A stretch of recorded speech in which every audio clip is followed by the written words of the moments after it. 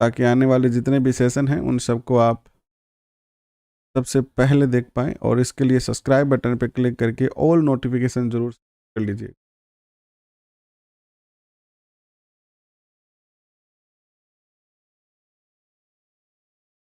प्रत्येक सेशन की PDF file प्राप्त करने के लिए टेलीग्राम ज्वाइन कर सकते हैं आप। और आज के सेशन का पहला क्वेश्चन आपकी स्क्रीन पर रख रहा हूं। स्वर्णबेलगोला स्थित बाहुबली की महान प्रतिमा का निर्माण किस काल में हुआ था?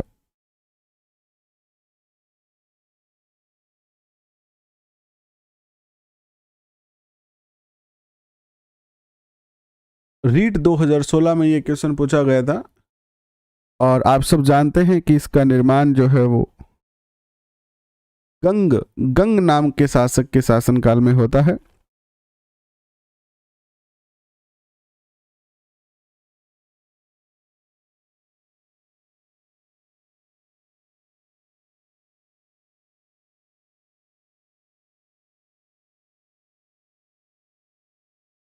यहाँ भगवान बाहुबली की जो है वो भव्य मूर्ति बनी हुई है। और गंग वंश के शासक थे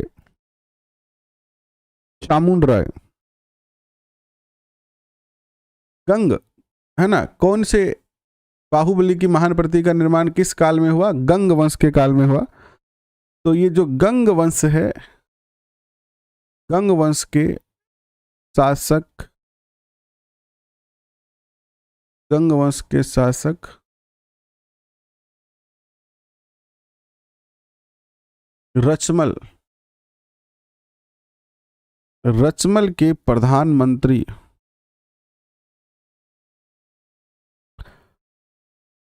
कौन थे? चामुंड राय थे। कौन थे? चामुंड राय। चामुंड राय के द्वारा इसका जो है निर्माण करवाया गया था। और यहाँ स्वर्णबेलगोला में प्रत्येक 12 वर्ष के बाद जो है वो क्या होता है, समारोह का आयोजन होता है। और नेक्स्ट जो समारोह होगा वो कब होगा? 2030 में होगा। 2030 में कब होगा? 2030 में। तो ये भी क्वेश्चन पूछा जा सकता है कि महामस्तको अभिषेक कब होता है? प्रत्येक 12 वर्ष के बाद होता है। और नेक्स्ट कब होगा? 2030 में। नेक्स्ट क्वेश्चन देख, महान धार्मिक घटना महामस्तकाभिषेक निम्नलिखित में से किससे संबंधित है और किसके लिए की जाती है? जेल प्रहरी 2018 में ये क्वेश्चन पूछा गया था। महामस्तकाभिषेक ये एक धार्मिक घटना है, किससे संबंधित है और किसके लिए की जाती है? बताएं। चर्चा तो हम कर चुके हैं। बाहुबली का महामस्तका अभिषेक किया जाता है प्रत्येक 12 वर्ष के बाद। नेक्स्ट क्वेश्चन देखिएगा, किस चोल शासक ने पल्लव को हराकर कांची पर अधिकार कर लिया था? रीट 2012 में यह क्वेश्चन पूछा गया था। किस चोल शासक ने? बताएं। यह जो चोल वंश का शासक था वो कौन था? तो चोल वंश के शासक आदित्य प्रथम ने जो है वो कांची पर अधिकार किया। और अपने आप को क्या उपाधि दी इन्होंने? उपाधि कौन सी धारण की इन्होंने? बताएं, कौन सी उपाधि धारण की? कोदंडराम की उपाधि धारण, कोदंडराम की उपाधि इन्होंने धारण। ये भी आप याद रख सकते हैं, अच्छा क्वेश्चन बनेगा यहाँ। ठीक है, कौन सी उपाधि धारण की इन्होंने? फिर से लिख देता हूं, आप लिख लीजिएगा इसको।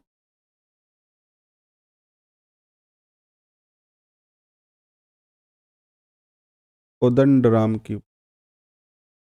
नेक्स्ट क्वेश्चन देखिएगा। नेक्स्ट क्वेश्चन आपके स्क्रीन पर आता है, यह है कि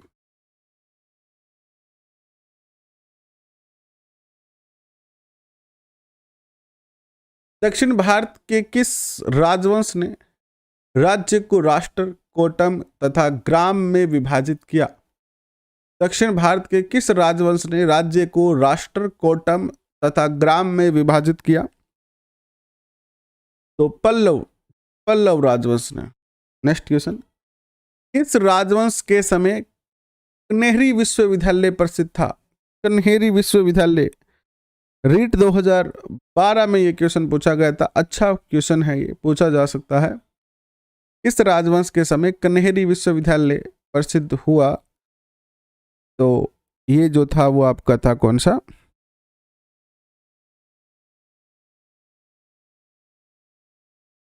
राष्ट्रकूट राजवंश।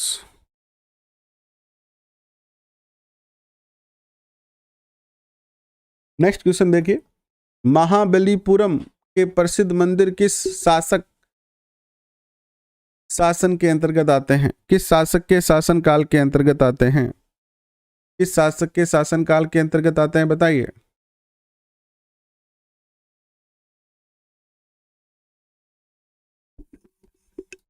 महाबलीपुरम के प्रसिद्ध मंदिर किस शासक के शासन काल के अंतर्गत आते हैं? महाबलीपुरम के अंदर जो है वो पल्लव शासन का, पल्लव वंश के जो शासक है उनके अंतर्गत आते हैं। ये 7 रथ मंदिर बने हुए। कितने रथ मंदिर? 7 रथ मंदिर। ये भी पूछा जाता है रथ मंदिर किसके प्रसिद्ध है? तो पल्लव वंश के रथ मंदिर प्रसिद्ध है। नेक्स्ट क्वेश्चन, निम्न में से कौन सा एकास्मक मंदिर नहीं है? एकास्मक मंदिर कौन सा नहीं है?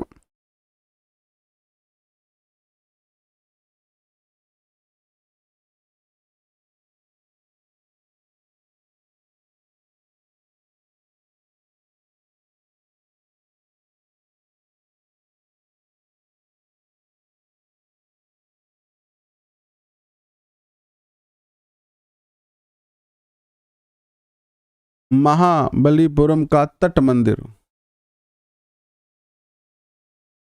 नेक्स्ट क्वेश्चन देखिएगा आपके स्क्रीन पर कि तराइन का युद्ध जो 1191 में हुआ था, किसने जीता था? रीट 2018 में यह पूछा गया था। तो ये तो आप बहुत अच्छी तरह से जानते हैं, तराइन पृथ्वीराज तृतीय और मोहम्मद गौरी के मध्य हुआ, जिसको पृथ्वीराज चौहान ने जीता था।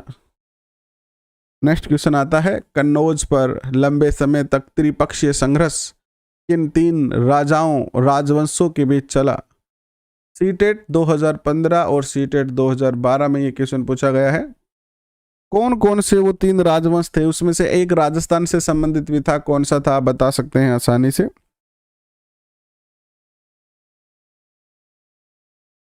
त्रिपक्षीय संघर्ष चला था।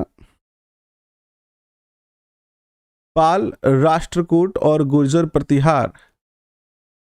पाल, कूट, गुजर, पाल कूट गुजर, ऐसे याद कर सकते हो आप। पाल कूट गुजर, है ना, गुजर पालकूट।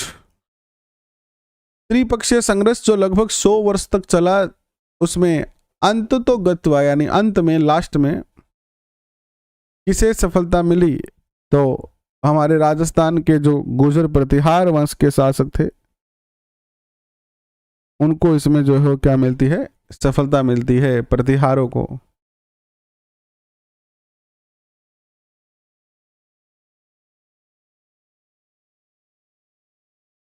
और क्वेश्चन आता है आपके स्क्रीन पर कि खजुराहो मंदिर किस राजवंश के राजाओं द्वारा निर्मित किए गए हैं? खजुराहो के मंदिर किसके द्वारा बनाए गए हैं, बताएं। खजुराहो मंदिर किसके द्वारा बनाए गए हैं? तो खजुराहो के जो मंदिर है, इसका आंसर तो आपके सामने ही है, चंदेल वंश के शासकों ने इसको जो है वो बनाया है, मध्य प्रदेश के अंदर छतरपुर जिले में, एमपी के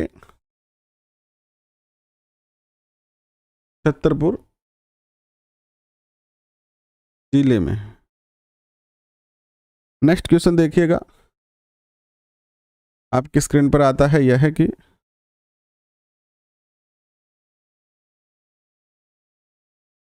चोल राजवंश की स्थापना किसने की? चोल राजवंश की जो स्थापना की थी वो किसने की थी? चोल राजवंश की स्थापना।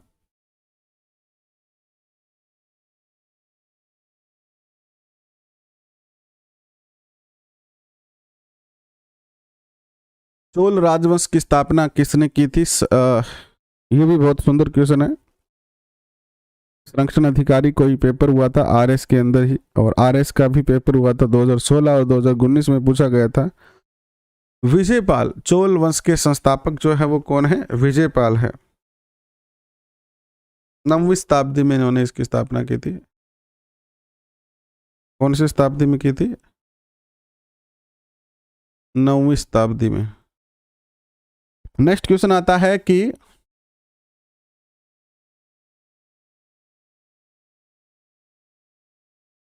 चोल युग प्रसिद्ध था निम्न के लिए। चोल जो युग था वो किसके लिए प्रसिद्ध था? बताइए।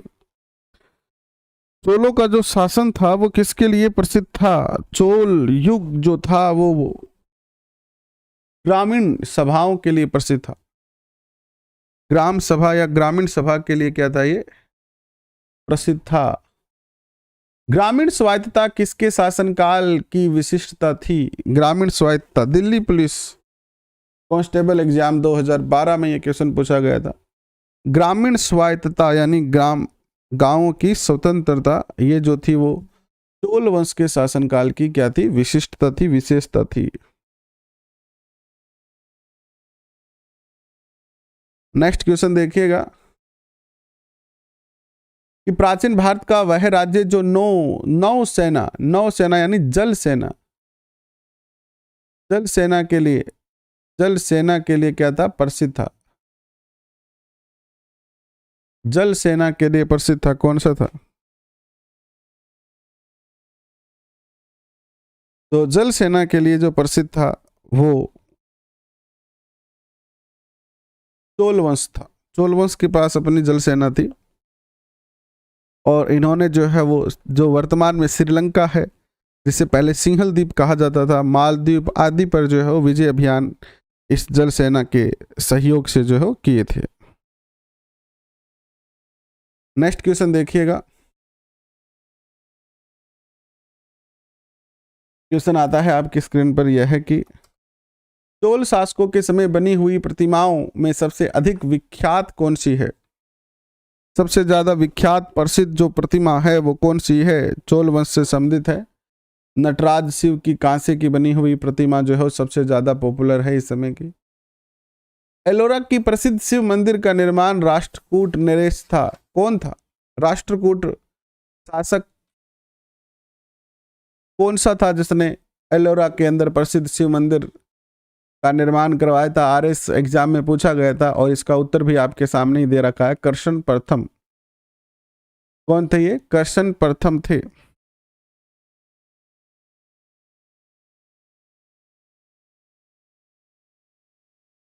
नेक्स्ट क्वेश्चन देखिएगा। राजेंद्र प्रथम के बारे में निम्नलिखित कथनों पर आप विचार करेंगे। राजेंद्र प्रथम के बारे में कुछ कथन दिए गए हैं, देखिएगा। इसने गंगा घाटी में एक सफल सैन्य अभियान भेजा। इसने गंगईकोंड चोलपुरम में कई राजधानियां का निर्माण करवाया। इसने श्रीलंका के नरेश महेंद्र 5 को पराजित किया। उसने व्यापारियों के एक दल को चीन भेजा। इसमें से कौन से कथन सत्य है? तो इसमें एक कथन को छोड़कर, किस कथन को छोड़कर? इसको, कि उसने व्यापारियों का एक दल चीन भेजा था, इसको छोड़कर बाकी तीनों कथन जो है वो क्या है? सत्य है। तो यहाँ पर 3 नंबर उत्तर आपका सही होता है। नेक्स्ट देखिएगा। पुरी में स्थित कोंकण के विशाल सूर्य मंदिर के निर्माता कौन थे? कोंकण के अंदर जो विशाल सूर्य मंदिरों का निर्माण हुआ है, उनके जो निर्माता थे वो कौन थे? नरसिंह प्रथम। कौन थे? नरसिंह प्रथम। नेक्स्ट क्वेश्चन देखिए। सूर्य मंदिर कहाँ स्थित है? पुलिस कांस्टेबल 2007 में पूछा गया था।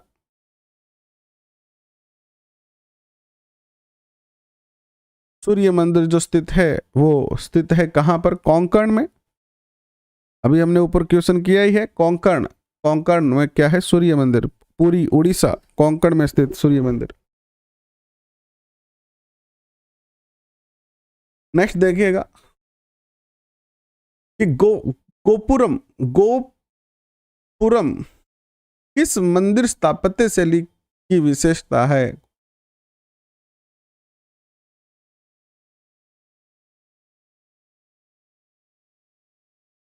गोपुर भी कहते हैं इसको। और ये जो है वो द्रविड़ शैली की जो है वो क्या है, विशेषता है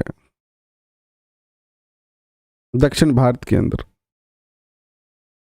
मत विलास प्रशहन का लेखक कौन था? मत विलास प्रशहन का लेखक कौन था? भारवी, महेंद्र वर्मन प्रथम, दंडेन या नरसिंह वर्मन प्रथम? मत विलास प्रशहन जो है वो एक संस्कृत नाटक है। क्या है ये? संस्कृत नाटक है ये भी क्वेश्चन पूछा जा सकता है कि क्या है ये, तो संस्कृत नाटक है और इसके जो लेखक हैं वो है महेंद्र वर्मन प्रथम। नेक्स्ट क्वेश्चन देखिएगा। नेक्स्ट क्वेश्चन आता है यह है कि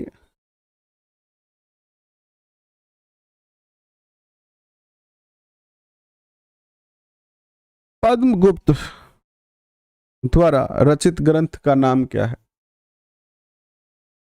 पद्मगुप्त ने कौन सा जो ग्रंथ है वो रचा था? तो इन्होंने रचा था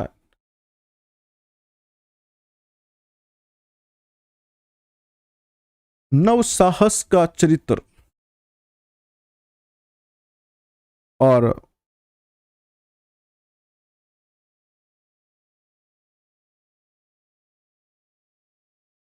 राजा मुंज के दरबार में थे ये। किसके दरबार में थे? राजा मुंज के दरबार में। ठीक है, नेक्स्ट क्वेश्चन। क्वेश्चन देखिएगा। क्वेश्चन आता है यह है कि मंदिर स्थापत्य की मिश्रित शैली कहलाती है। मंदिर स्थापत्य की मिश्रित शैली क्या कहलाती है? बेसर शैली। क्या कहलाती है? बेसर शैली। नागर और द्रविड़ शैली को मिश्रित रूप में बेसर शैली के नाम से जाना जाता है। मंदिर का नगर कहा जाता है। मंदिरों का नगर। मंदिरों का नगर किसे कहा जाता है? मंदिरों का नगर किसे कहा जाता है?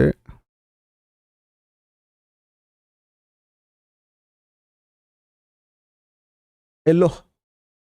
एलोह को क्या कहा जाता है? कर्नाटक के अंदर स्थान है एलोह। कर्नाटक के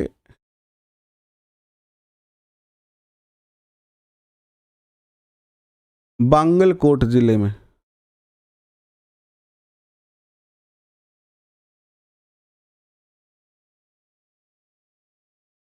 एलोह नामक स्थान है।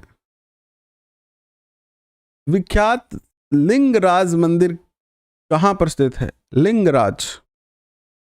लिंगराज मंदिर कहां पर स्थित है? तो ये लिंगराज मंदिर भारत के उड़ीसा प्रांत की राजधानी क्या है बताओ? उड़ीसा की राजधानी भुवनेश्वर में है। Next question. गीत गोविंद के रचयिता हैं। गीत गोविंद के रचयिता कौन है बताएं? गीत गोविंद के रचयिता कौन है? तो आप सब जानते हैं कि गीत गोविंद के जो रचनाकार हैं वो है जयदेव। कौन है जी? जयदेव है। निम्नलिखित सूर्य मंदिरों में से कौन सा पाटन गुजरात में स्थित है? पाटन गुजरात में कौन सा स्थित है?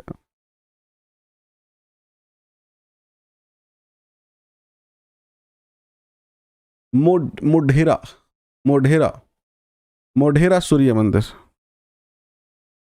नेक्स्ट देखिएगा। निम्नलिखित युग्मों में से कौन सा सुमेलित नहीं है? एक बार शेयर कर दो सारे यार भाई, है ना। लाइक बटन दबाते हुए एक बार शेयर कर दो, थोड़ा सा प्यार जता दो अपना यार। क्या करोगे, पैसे थोड़ी लगने हैं आपके कोई।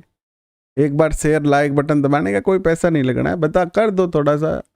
निम्नलिखित युग्म में से कौन सा सुमेलित नहीं है? हेडमास्टर 2018।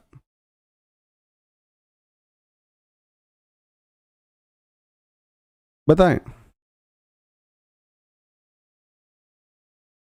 विल्हन मालती माधव, ये गलत है यहां पर।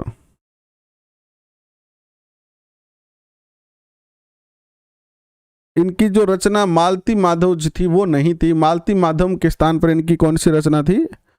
विक्रमांक देव चरित्रम। क्या नाम था रचना का? विक्रमांक देव चरित्रम। नेक्स्ट क्वेश्चन देखिए आपके स्क्रीन पर।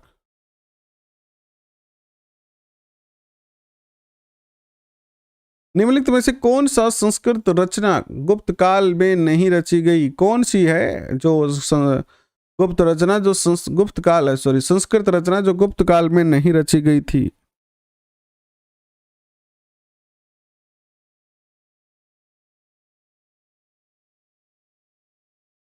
विक्रमांक देव चरित्र।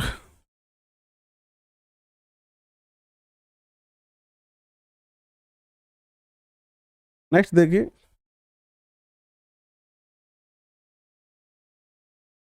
प्रशिष्ट पर्वन के रचयिता कौन है? प्रशिष्ट पर्वन के रचयिता कौन है? इसके जो रचयिता हैं वो है आचार्य हेमचंद्र। कौन है? आचार्य हेमचंद्र। ऐसे क्वेश्चन है कुछ तो आपके शायद पहले ये टॉपिक ही नहीं पढ़े होंगे आपने। कुछ क्वेश्चन तो ऐसे हैं क्योंकि हम जनरली जो इतिहास है ना, भारत का इतिहास देखोगे ना आप, तो भारत का इतिहास जनरली लगभग 80% जो इतिहास है वो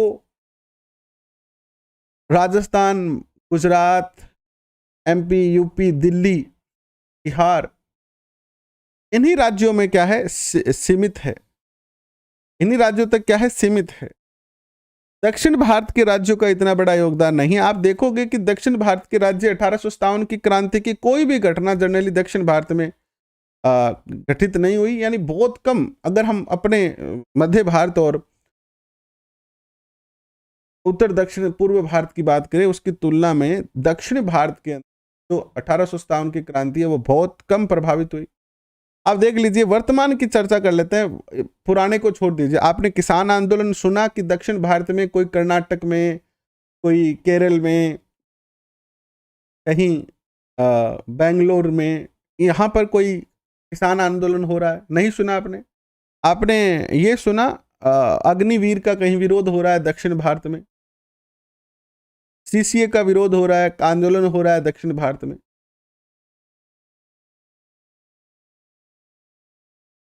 ये वो दक्षिण भारत के जो लोग हैं वो वास्तव में बहुत ज्यादा पढ़े लिखे और वो ये काम करते ही नहीं है, वहां लोग बिजी रहते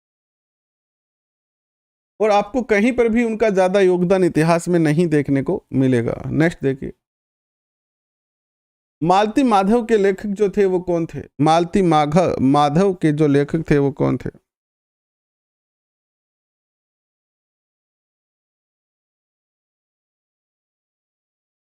ये भी एक क्या है? प्रेम कथा है। क्या है ये? प्रेम कथा। और इसकी जो रचना की थी वो किसने की थी? भवभूति ने की थी। किसने की थी? भवभूति। नेक्स्ट देखिए।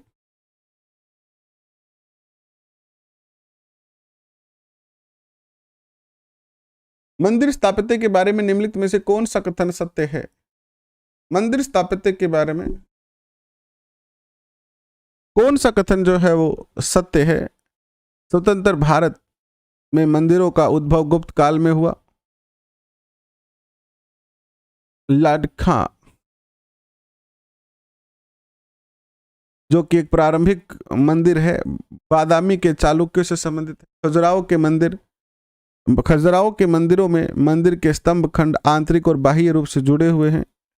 कांची के कैलाशनाथ मंदिर द्रविड़ शैली के सबसे प्राचीन और स्वतंत्र आधार का मंदिर है। तो बताइए क्या उत्तर होगा? यहाँ जो उत्तर होगा इसमें इस चौथे नंबर को छोड़ दे तो ये तीनों कथन जो है वो क्या है? सत्य है। उत्तर हो जाएगा आपका ये। नेक्स्ट क्वेश्चन देखिए आपके स्क्रीन पर आता है। निम्नलिखित में से कौन सा एक कथन प्राचीन भारत का शैली प्राचीन भारत में श्रेणी व्यवस्था के बारे में क्या है?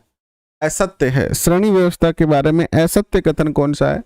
श्रेणी व्यवस्था मात्र उत्तर भारत में प्रचलित थी, ऐसी बात नहीं है, आप बाकी भागों में प्रचलित। नेक्स्ट देखिएगा, सुमेलित करना है। शिक्षण संस्थान और स्थान आपके स्क्रीन पर दिए गए हैं। विक्रमशिला कहाँ पर स्थित है? तक्षशिला। तक्षशिला तो आप जानते हो ना। देखिए विक्रमशिला भागलपुर बिहार में है, वल्लभी भावनगर गुजरात में है, तक्षशिला जो है वो कहाँ है, तक्षशिला जो है वो रावलपिंडी पाकिस्तान में चला गया है, और अनहिलवाड़ पाटन गुजरात के अंदर जो है वो स्थित है। ठीक है, तो 1 नंबर उत्तर यहाँ पर क्या होगा, सही होगा। नेक्स्ट देखिए, चोल काल में व्यापारियों के संघ को कहा जाता था। चोल काल में जो व्यापारी होते थे और उनका जो संघ होता था उसे कहा जाता था, क्या कहा जाता था, व्यापारियों को संघ को नगरम कहा जाता था। अच्छा क्वेश्चन है, सीटेट 2016 में पूछा गया है। निम्नलिखित में से कौन सा 9वीं शताब्दी के मंदिर स्थापत्य कला का हिस्सा था? 9वीं शताब्दी में मंदिर स्थापत्य कला का हिस्सा था, कौन सा था?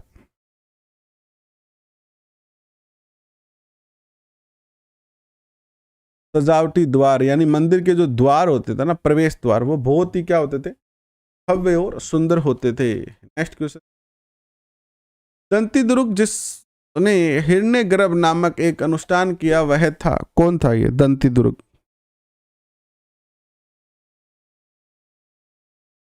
राष्ट्रकूट प्रधान था ये।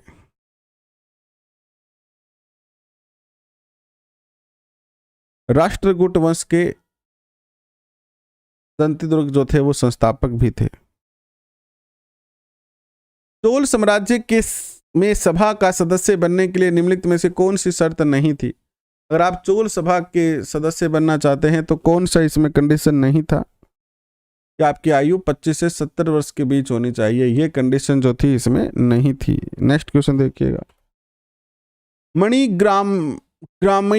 मणिग्राम्य और नानदेशी निम्नलिखित में से क्या है? तो दक्षिण भारत की ये प्रसिद्ध व्यापारिक संघ है मणिग्राम्य और नानदेशी, दोनों याद रखना। अच्छा क्वेश्चन है ये, तो जा सकता। नेक्स्ट देखिए, चोल मंदिरों के विषय में निम्नलिखित कथनों में से कौन सा सही है? चोल मंदिरों के विषय में कौन सा कथन सही है?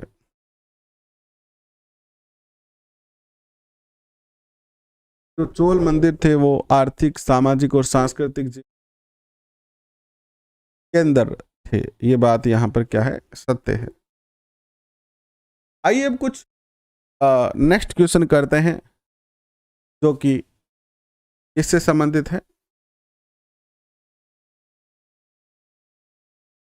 बृहत्तर भारत टॉपिक से ही देखिएगा, कंबुज स्थित अंगोरवाट, कंबुज में स्थित अंगकोरवाट का विष्णु मंदिर किसने बनवाया था? देखो रीट में पूछा गया था 2016 में, स्कूल व्याख्याता इतिहास 2020 में ये क्वेश्चन।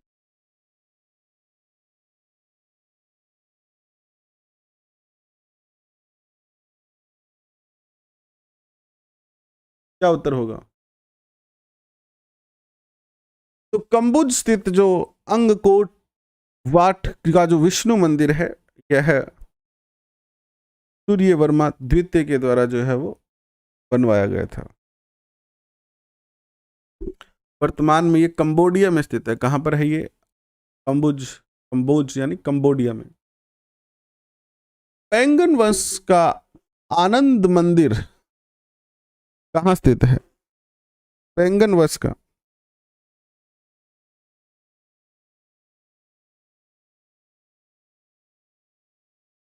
1150 के अंदर बना था ये, लेकिन 1975 में भूकंप आया तो इसमें ये नष्ट हो गया था, और ये है म्यांमार में। कहां स्थित है? म्यांमार।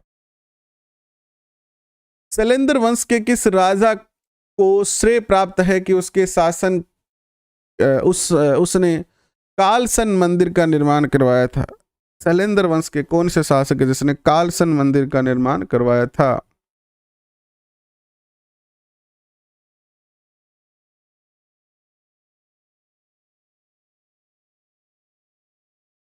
पनंकरण, किसने? पनंकरण ने करवाया था। कालसन, ये भी इंडोनेशिया में स्थित बौद्ध मंदिर है। ठीक है, कहाँ स्थित है ये? इंडोनेशिया में। नेक्स्ट देखिए, कौन सा इंडोनेशिया का विशालतम हिंदू मंदिर त्रिमूर्ति ब्रह्मा विष्णु और महेश को समर्पित है? इंडोनेशिया का मंदिर है ये। तो ये है आपका कौन सा, बताओ?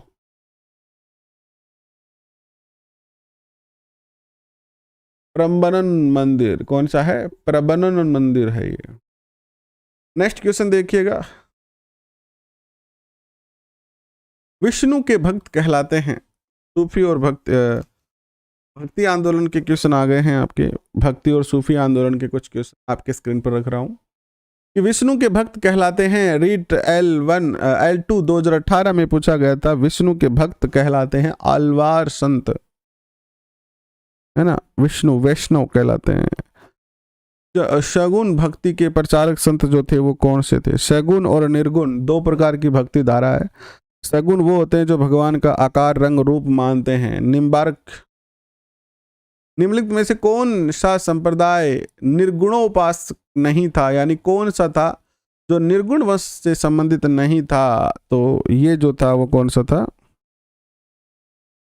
निर्गुणोपासक संप्रदाय कौन सा नहीं था? नाथ संप्रदाय। नाथ संप्रदाय जो है वो क्या है? सगुन है। नाथ संप्रदाय जो है मूर्ति पूजा में विश्वास करते हैं। प्रसिद्ध भक्त कवयित्री मीराबाई के पति का नाम 2011 में पूछा और 2018 में पूछा। देख लो, दो बार पूछ लिया, तीसरी बार भी पूछा जा सकता है। और आप जानते हैं कि भोजराज है इनके पति का नाम। मीराबाई के बचपन का नाम आप सब जानते हैं, पेमल नाम था इनका। पेमल, क्या नाम था? पेमल। कुकड़ी ग्राम में इनका जन्म हुआ था। भोजराज जो थे वो किसके पुत्र थे? राणा सांगा के बड़े पुत्र थे। शेख सलीम चिश्ती का मकबरा कहाँ स्थित है? रीट 2011 में पूछा गया और RS पर 1999 में पूछा गया। फतेहपुर सीकरी में स्थित है। नेक्स्ट क्वेश्चन देखिएगा।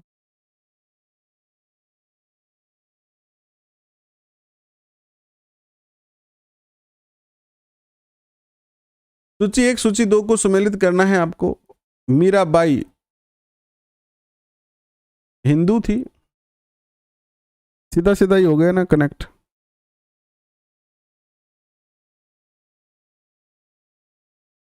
तो दो ऑप्शन तो कट गए, ये वाला और ये वाला तो कट गए। अब क्या उत्तर होगा बताओ? मीराबाई हिंदू थी और त्यागराज जो थे वो तेलुगु थे, चंडीदास बंगला थे और पुरंदरदास कन्नड़ थे। तो 1 नंबर उत्तर होगा। दक्षिण भारत में चिश्ती सिलसिले का प्रमुख केंद्र जो था वो था, रीट 2011 पूछता है ये। दक्षिण भारत में चिश्ती सिलसिले का मूल केंद्र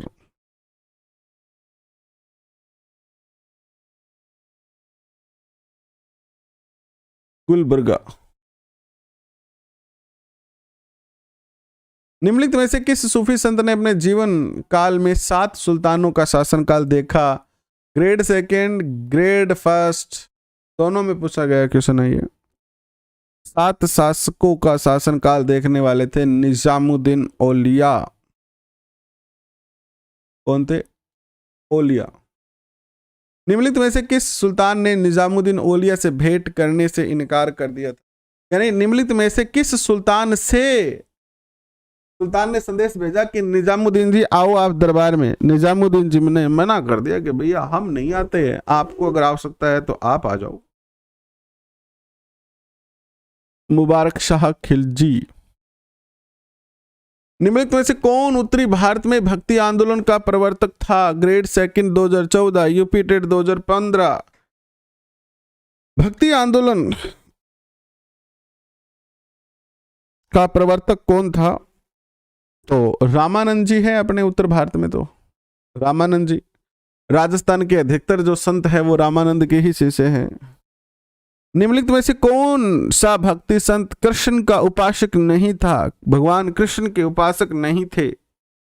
वल्लभाचार्य, मीराबाई और सूरदास ये तीनों थे, बट रामानंद जो थे वो नहीं थे। रामानंद निर्गुण धारा के उपासक थे। ये ईश्वर या भक्त, ये मूर्ति पूजा में विश्वास नहीं करते थे। निम्नलिखित में से सत्य कथन को पहचानेंगे आप। पहला कथन है, 2nd ग्रेड SST में पूछा था, रामानुज ने अद्वैत और शंकराचार्य ने विशिष्ट द्वैत एंड विशिष्ट, निम्बार्क ने द्वैत एंड माधवन ने द्वैताद्वैत का प्रतिपादन किया। ये 4 ऑप्शन है, इसमें से सत्य यहाँ पर यह है कि रामानुजाचार्य ने तो विशिष्ट द्वैत दिया था, शंकराचार्य ने अद्वैत दिया था, निम्बारका ने द्वैताद्वैत दिया था, और माधव ने जो है वो दिया था द्वैत सिद्धांत दिया था इन्होंने। विशिष्ट अद्वैत के प्रवर्तक थे कौन? विशिष्ट अद्वैत के जो प्रवर्तक थे वो कौन थे? तो विशिष्ट अद्वैत के थे रामानुजाचार्य। नेक्स्ट देखिएगा, भक्ति संत रामानंद के गुरु राघवानंद। ये क्वेश्चन पूछा जा सकता है कि रामानंद के गुरु कौन थे, राघवानंद या रामानुजाचार्य का संबंध था? किससे संबंध था बताइए, किससे संबंध था इनका? इनका जो संबंध था वो था श्री संप्रदाय से। इस कौन से संप्रदाय से संबंध था इनका? श्री संप्रदाय से इनका संबंध था। नेक्स्ट देखिए, श्री वैष्णव संप्रदाय में निम्न में से कौन संबंधित है? कौन वैष्णव संप्रदाय से संबंधित है? वल्लभाचार्य तो नहीं है। रामानुज भक्ति आंदोलन के प्राचीन प्रचारक रहे हैं और सगुण ईश्वर के उपासक भी ये रहे हैं, रामानुज।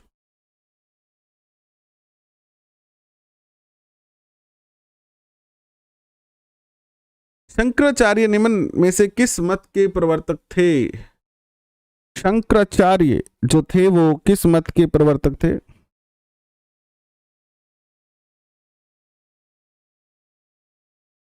शंकराचार्य जो थे वो अद्वैतवाद के जो थे वो क्या थे? प्रवर्तक थे। वर्करी संप्रदाय की मुख्य पीठ स्थित है। यह भी क्वेश्चन मोस्ट है, पूछा जा सकता है, आरएस 2018 में पूछा गया। वर्करी संप्रदाय की प्रमुख पीठ जो है वो कहाँ स्थित है? तो ये है आपकी कहाँ पर?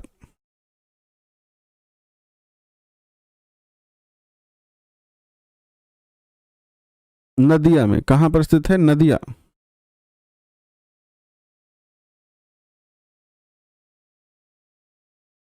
नदिया नहीं, पंढरपुर। पंढरपुर कहाँ पर है? महाराष्ट्र में है। पंढरपुर महाराष्ट्र में जो है वर्करी संप्रदाय की प्रमुख पीठ है। और इसके जो संस्थापक थे वो कौन थे? नामदेव। नामदेव इसके जो थे वो क्या थे? संस्थापक थे। भक्ति संत और उनके कार्य क्षेत्रों से संबंधित निम्न में से कौन सा युग्म सुमेलित नहीं है? शंकरदेव उत्तर प्रदेश, नामदेव पंजाब के थोड़ी थे, नामदेव तो महाराष्ट्र के थे ना। तो ये 2 नंबर जो है क्या हो गया? गलत हो गया आपका। 2 नंबर क्या हो गया? गलत हो गया ना। नेक्स्ट देखिए, पुष्टि मार्ग के प्रवर्तक जो थे वो कौन थे? सेकंड ग्रेड 14 और स्कूल व्याख्याता 20। पुष्टि मार्ग के प्रवर्तक जो थे वो कौन थे? वल्लभाचार्य। अलवर भक्ति परंपरा में स्त्री भक्त का नाम बताइए। अलवार जो संत थे ना, अलवार जो संत थे, अलवार का अर्थ होता है ज्ञानी व्यक्ति, ठीक है। तो जो भगवान विष्णु को पूजते थे, भगवान विष्णु की उपासना करते थे, वो क्या कहलाते थे? अलवार कहलाते थे। और इसमें जो भक्ति संत में महिला संत थी वो थी अंडाल। कौन थी? अंडाल थी। नेक्स्ट क्वेश्चन, संत कवि अलवारों के आराध्य देव जो थे वो कौन थे? अलवारों के आराध्य देव जो थे वो कौन थे? विष्णु थे, सीधा सीधा है। नयनारों के शिव थे। बीजक किसके द्वारा रचित है? बीजक की रचना किसने की थी? बीजक है क्या? कबीर की रचना है बीजक, ठीक है। और इसके रचनाकार कौन हुए? फिर कबीर हुए। भाई कबीर की रचना तो कबीर ही होंगे ना। कथन दिया गया है कि भक्ति संतों ने आम जनता में अपनी शिक्षा के प्रसार के लिए क्षेत्रीय भाषाओं को माध्यम बनाया। उनके समय में फारसी राजकीय भाषा थी। और स्कूल व्याख्याता इतिहास 2020 ग्रेड 2014 में ये क्वेश्चन पूछा गया है। अब दोनों कथन आपके स्क्रीन पर है, कथन और कारण। बताइए क्या उत्तर आपका सही होगा। यहां पर देखिएगा ए और बी दोनों सत्य है, बट ये व्याख्या नहीं कर पा रहे हैं एक दूसरे की, है ना। तो बी उत्तर सही होगा। व्याख्या क्यों नहीं कर पा रहे हैं? क्योंकि भक्ति जो संत थे ना, उन उस समय हालांकि मुस्लिम शासन था और फारसी यहाँ की क्या थी, राजकीय भाषा थी, बट जो भारतीय लोग थे ना, जो गरीब लोग थे, लगभग ज्यादातर लोग जो शिक्षा से वंचित थे, तो वो फारसी भाषा नहीं जानते थे। तो जो संत थे, इन्होंने जो अपने साहित्य रचे वो किस भाषा में रचे? हिंदी भाषा में, क्षेत्रीय भाषाओं में अपने साहित्य को इन्होंने रचा। ठीक है, नेक्स्ट देखिए। नेक्स्ट, सुमेलित करना है आपको। आरएस पर एग्जाम में पूछा गया था, मुरीद, मुरीद किसे कहते हैं? मुरीद, मुरीद किसे कहते हैं? मुरीद होता है कौन? एक होता है मुर्शिद। मुर्शिद कौन होता है बताओ?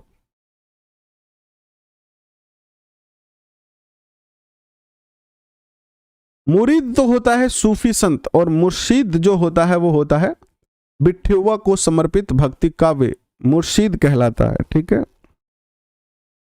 एक मिनट रुको, थोड़ा सा गलत हो गया, दोबारा देखते हैं आप, दोबारा देखते हैं इसको।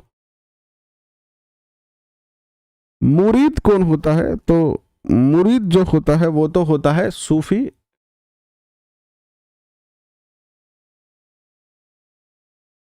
सूफी शिष्य मुरीद कहलाता है। और मुर्शिद जो होता है वो कौन होता है? सूफी गुरु, यानी गुरु को तो क्या कहते हैं? सूफी, सूफी गुरु को तो कहते हैं मुर्शिद, और शिष्य को क्या कहते हैं? शिष्य को कहते हैं मुरीद। ठीक है, और फिर आया आपका अभंग। अभंग जो है वो क्या है? यह है ईश्वर की अनुकंपा, और पुष्टि क्या है? पुष्टि है विठोबा को समर्पित भक्ति काव्य, पुष्टि कहलाता है। तो एक नंबर उत्तर यहां पर सही होगा। नेक्स्ट क्वेश्चन देखिएगा, आपके स्क्रीन पर आता है, यह है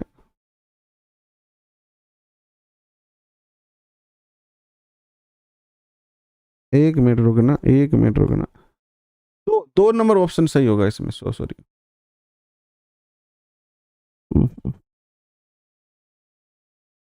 ऑप्शन गलत है ना, थोड़ी टाइपिंग मिस्टेक है इसमें। दो नंबर ऑप्शन ये है, दो आएगा पहले, मुरीद सूफी शिष्य, फिर आएगा तीन, मुर्शिद सूफी गुरु या पथ प्रदर्शक, दो तीन, यानी यहां पर एक और लगना चाहिए था ना, ये लगना चाहिए था। दो नंबर उत्तर होगा इसमें, फिर आएगा एक, और फिर आएगा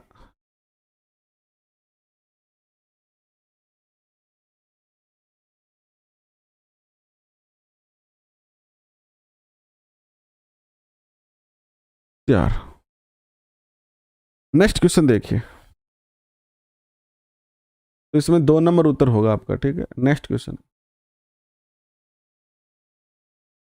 भारत में चिश्ती संप्रदाय की स्थापना किसने की? भारत में चिश्ती संप्रदाय की स्थापना जो है वो किसने की थी? तो ये तो शेख मोइनुद्दीन चिश्ती ने की थी।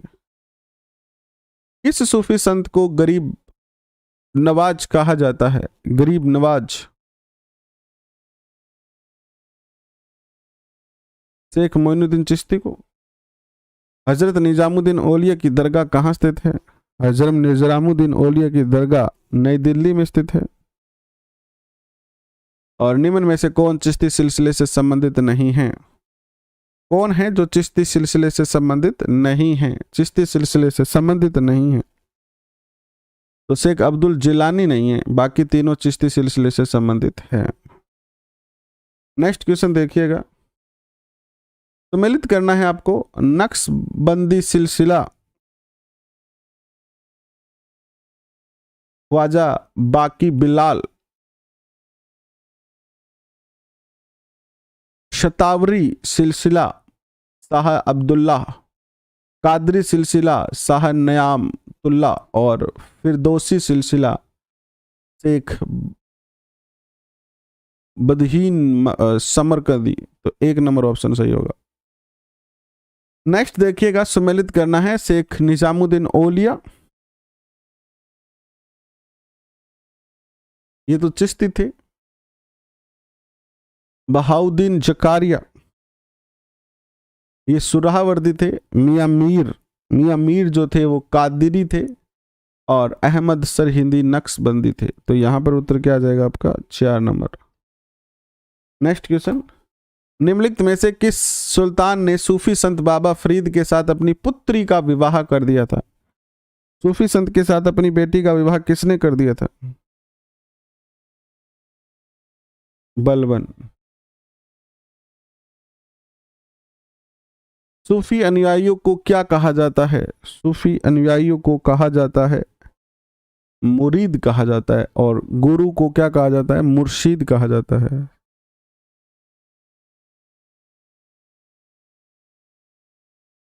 नेक्स्ट क्वेश्चन, सूफी संतों के निवास स्थान को कहा जाता है? सूफी संतों के निवास स्थान को खानकाह कहते हैं। सूफी संत खानकाह में रहते हैं, है ना। गुरु नानक का जन्म किस सन में हुआ था? तो 1469 में इनका जन्म हुआ था। सिख धर्म के संस्थापक थे गुरु नानक जी। ननकाना साहिब तलवंडी पाकिस्तान में इनका जन्म हुआ था।